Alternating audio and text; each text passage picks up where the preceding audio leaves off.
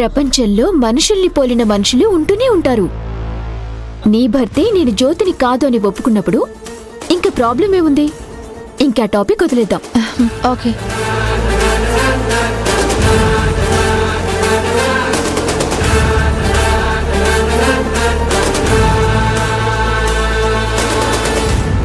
నువ్వు కూడా మెహందీ పెట్టుకుంటే బాగుంటుంది. నీకెవరు డిజైన్ పెడతారు? నాకు పర్లేదు. పర్లేదు కాదు, మీ అత్తయ్యతో అయినా మెహందీ పెట్టించుకో. నీ భర్త హ్యాపీగా ఫీల్ అవుతాడు. మా జ్యోతక్క కూడా సేమ్ ఇలాగే చెప్పేది. అదిగో మళ్ళీ జ్యోతి అంటున్నావు. సారీ, ఇంకా నన్ను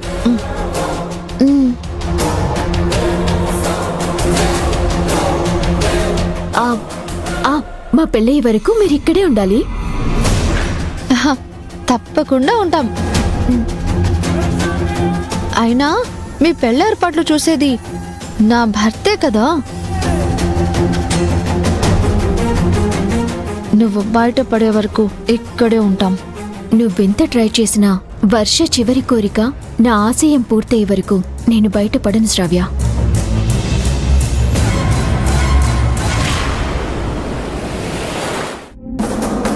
మూడు రోజుల నుంచి మందు లేదు, బుర్ర పనిచేయడం లేదు, నాలుకేమో పీకేస్తుంది. ఇంకొన్ని రోజులు మందు తాగపోతే నాకు పిచ్చి పట్టేలా ఉంది. కిళ్ళి అయినా వేసుకుంటే మందు మర్చిపోతానేమో. ప్రయత్నం చేయాలి. నేను ఏ రకంగా ట్రై చేసినా మాటకి మాట సమాధానం చెప్తుంది, కానీ తను జ్యోతి అని ఎక్కడా దొరకడం లేదేంటి? ఒకవైపు జ్యోతి అనిపిస్తుంది, మరోవైపు కాదనిపిస్తుంది. ఏంటి కన్ఫ్యూజన్? నాకు అసలు ఏం అర్థం కావట్లేదే. తను వర్ష అని నన్ను నమ్మించడానికి తెగ ట్రై చేస్తుంది, కానీ నేను నమ్మను.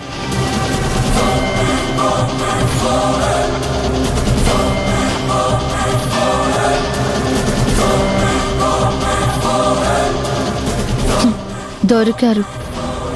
అంకుల్కి మళ్ళీ తాగించి నిజం బయట పెట్టించేస్తాను.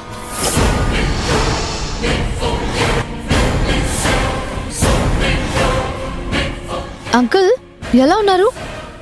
నా బంధులా ఉన్నాను. ఎందుకు అంకుల్ అంత కోపం?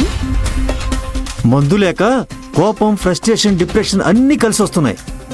దానికి అంత బాధ ఎందుకు అంకుల్?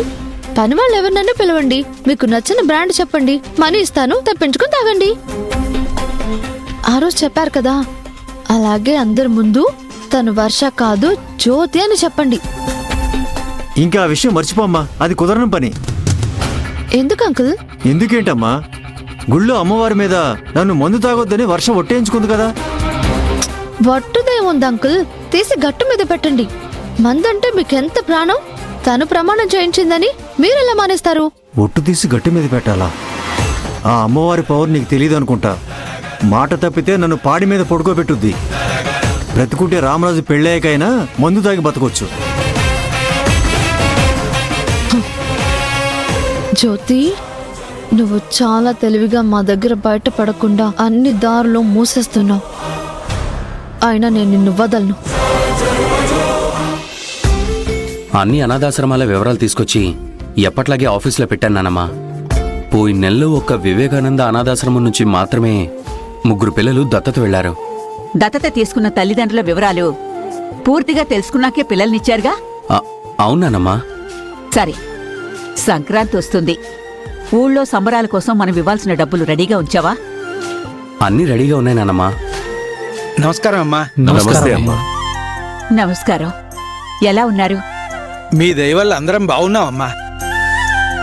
అదేనమ్మా, సంక్రాంతి వస్తోంది కదా, ప్రతి ఏడాదిలాగే ఈ ఏడాది కూడా సంబరాలు చేయాలి కదా. మీకో మాట చెప్పి వెళ్దామని వచ్చాం.